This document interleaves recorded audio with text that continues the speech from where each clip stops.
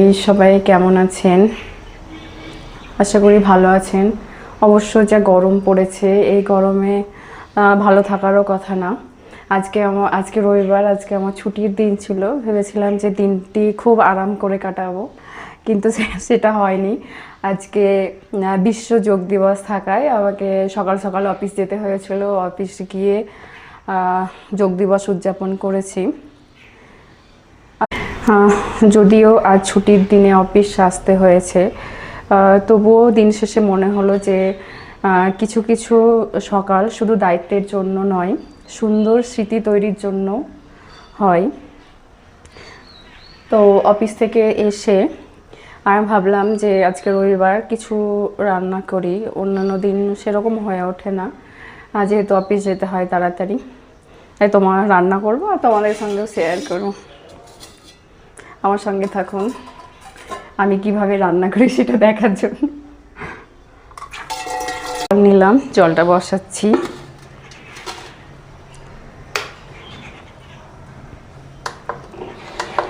জলটা গরম হলে তখন জলের মধ্যে চালটা ধুয়ে দিয়ে দেবো, বসিয়ে দেবো এখানে সেদ্ধ করার জন্য।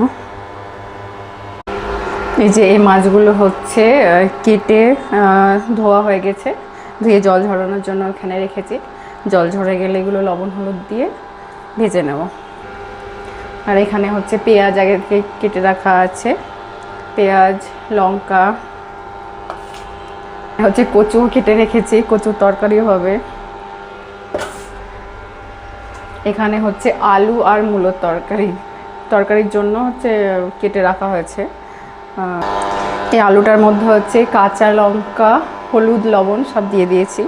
এটাকে এবার রান্নার জন্য বসিয়ে দেবো এখানে সেদ্ধ করার জন্য। লবণটা দেব।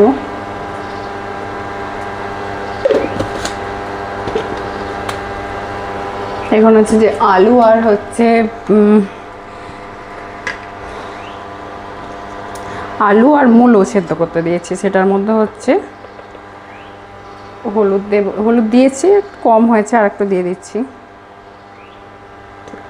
আর এবার হচ্ছে মাছটাকে মাখিয়ে নেবো ভালো করে। এখানে কচুর তরকারিটা কষানো হচ্ছে, আর এতে হচ্ছে দুটো মাছ ভাজাও দেবো কচুর সঙ্গে, তাহলে ভালো লাগবে। এই মাছ দুটো রেখেছি, ভেঙে দিয়ে দেবো।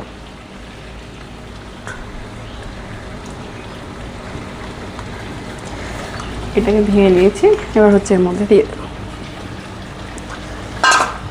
আর এটা চিকেনটা কষা হয়ে যাচ্ছে, কষানো হলে একটু জল দিয়ে সেদ্ধ করে নেব। দেখুন এটা লাল হয়ে ভাজা হয়ে গেছে। এবার হচ্ছে এর মধ্যে সেদ্ধ করা আলু আর মূলোটা দিয়ে দেব।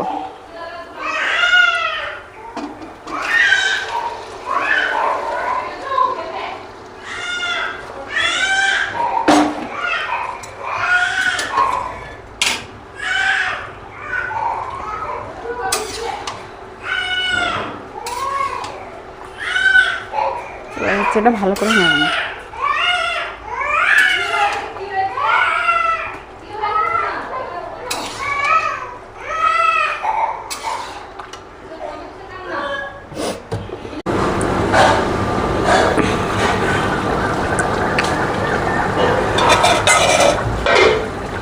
চিকেনটা হয়ে গেছে, এবার নামিয়ে নেব।